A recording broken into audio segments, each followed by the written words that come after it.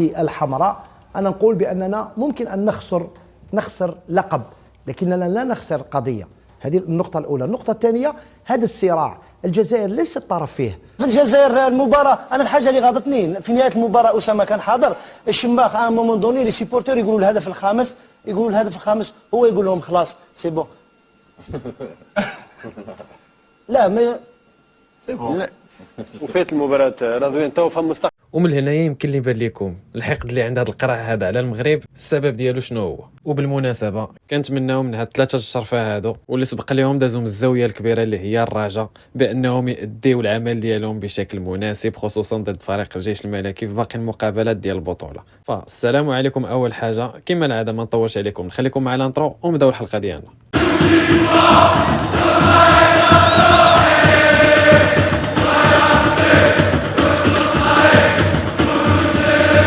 اول خبر غادي نبداو به الحلقه ديالنا هو تجاهل فريق شباب المحمديه لمراسله الرجاء بخصوص النصيب ديالو من الارباح في مواجهه الكاس العرش الاخيره. فمن بعد المكتب المديري ديال فريق رجاء الرياضي البيضاوي صيفط مراسله لفريق شباب المحمديه يطلب فيها الكشف على مصاريف ومداخل المقابله، فلحدود يوم الثلاثاء فريق رجاء الرياضي البيضاوي مازال ما توصل بحتى شي جواب كيخص هذا الموضوع. الشيء اللي بدا كيدفع المكتب المديري ديال فريق رجاء الرياضي البيضاوي بانه يطلب من العصبه التدخل في هذا الموضوع هذا لضمان الحقوق ديال النسور الخضر. هنايا كان واحد الخلاف نشب ما بين المسؤولين ديال فريق الرجاء الرياضي البيضاوي والمسؤولين ديال فريق شباب المحمديه بخصوص التذاكر ديال هذه المواجهه، تبادلوا فيها المسؤولين ديال الفريقين الاتهامات. الشيء اللي دفع المكتب المسير ديال فريق الرجاء الرياضي البيضاوي بانه يحط شكايه عند مصالح الامن لفتح تحقيق في موضوع بيع التذاكر المخصصه للفريق الاخضر وامتلاء المدرجات المخصصه لهم، رغم مقاطعه الجماهير المواجهه وللعلم بان التذاكر ما توزعتش على الجماهير من بعد ما توصلوا بها مسؤولي الرجاء.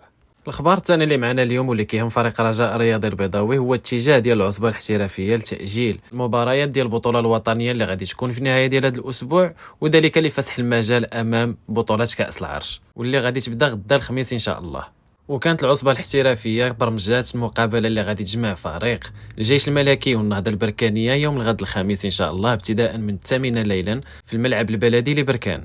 وفي حاله تاهل الفريق البرتقالي لدور ربع نهائي كاس العرش فغادي يتم تاجيل مره اخرى المقابله اللي كتجمع فريق رجاء الرياضي البيضاوي والنهضه البركانيه برسم الدوره 26 من البطوله الوطنيه. وبهذه البرمجه هذه يقدر يقبل علينا فريق رجاء الرياضي البيضاوي لمده طويله قبل ما نشوفوه عاوتاني. ثالث خبر واللي معنا اليوم هو خبر كيهم القضيه اللي كتجمع فريق رجاء الرياضي البيضاوي واكسل ماي. الجديد في هذه القضيه هذه هو بانه المحكمه الرياضيه الدوليه للتحكيم حددت موعد للنظر في هذه القضيه هذه اللي غادي يكون يوم الغد يوم الخميس. وكانت قضات اللجنه ديال النزاعات في الفيفا بالزام فريق رجاء الرياضي البيضاوي باداء مبلغ 400 مليون سنتيم للغابوني اكسل ماي. وهذا وكان كشف واحد المصدر مسؤول من فريق رجاء الرياضي البيضاوي بانه كيتوفر على نسخه من الاتفاق اللي كان توصل ليه مع الغابوني اكسل اللي كيقضي بانه يتقاضى المبلغ ديال 80 مليون سنتيم مقابل فسخ عقده بالتراضي. وزاد حدد هذا المصدر بان عدم التزام فريق الرجاء الرياضي البيضاوي باداء هذا المبلغ دفع الغابوني اكسل ماي للجوء للفيفا من اجل ضمان المستحقات ديالو الماديه كامله، خصوصا من بعد عدم التزام فريق رجاء الرياضي البيضاوي فإن هذاك الاتفاق يعتبر لاغي. وهنايا للمعلومة فإنه سبق اللجنة التأديبية بأنها قضات باش تمنع فريق رجاء الرياضي البيضاوي من أي انتدابات في هذا الميركاتو الصيفي، وذلك لغاية أداء المستحقات المادية العالقة بذمة النادي الحارس السابق غاية مرباح. فإلا وصلتي معايا حتى لهنايا من الحلقة بغيت نقول لك شكرا بزاف. إلا عجبك المحتوى تابوني لو كنتي ماشي ابوني، خلينا الراي ديالك في التعليقات. ومن هنايا حتى الحلقه الجايه غادي نقول لكم تهلاو.